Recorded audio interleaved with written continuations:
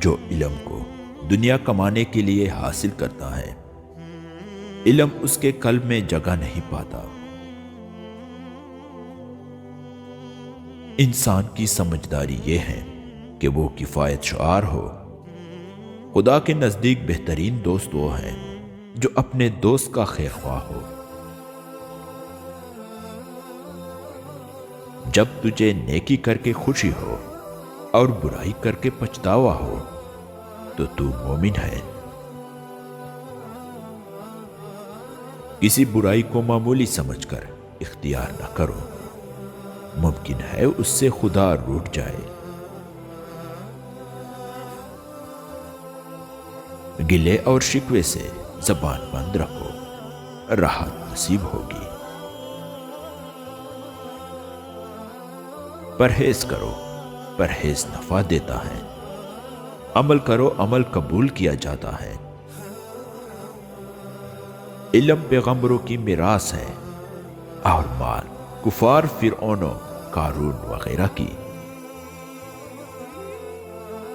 جو اللہ تعالیٰ کے لیے کاموں میں لگ جاتا ہے، اللہ تعالیٰ اس کے کاموں میں لگ جاتا ہے۔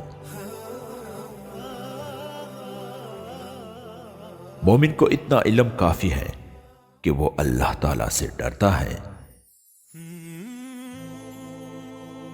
کم کھانا صحت، کم بولنا حکمت اور کم سونا عبادت میں شامل ہے۔ علم ایک ایسا پودا ہے جسے دل و دماغ کی سرزمین میں لگانے سے عقل کے پھل اگتے ہیں۔ عالم کا آرام کرنا جاہل کی عبادت سے بہتر ہے۔ اپنے رب سے گڑ گڑا کر چپکے دعا کرتے رہو۔ جو شخص بھی کوئی عمل کرتا ہے اس کا ذمہ دار وہ خود ہے۔ صالح افراد کے ساتھ اٹھنا بیٹھنا فلاح اور بہبود کی طرف دعوت دیتا ہے۔ علماء کا ادب کرنا عقل میں اضافے کا سبب ہے۔ ایک عالم جس سے لوگ فائدہ اٹھاتے ہوں وہ 70,000 عابدوں سے بہتر ہے۔ دوسروں کی چھوٹی چھوٹی باتوں کا خیال رکھنے سے بڑی بڑی محبتیں جنم لیتی ہیں۔ ماں زمین پر نازل کردہ اللہ تعالیٰ کا انمول خزانہ ہے۔ خاموشی عبادت ہے بغیر محنت کے۔ اللہ تعالیٰ انسان کے ساتھ ہے، لوگ اسے آسمان پر تلاش کرتے ہیں۔ سنیے لیکن متانت و سنجیدگی کے ساتھ۔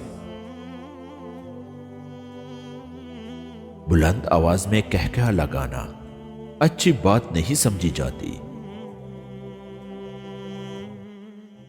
شیرین کلامی انسانیت کا حسن ہے۔ پانی جب تک رواں رہتا ہے صاف رہتا ہے، اور جب رک جاتا ہے تو گدلا اور کیچڑ جیسا ہو جاتا ہے۔ عقل مند ہمیشہ شک و شبے میں گرے رہتے ہیں۔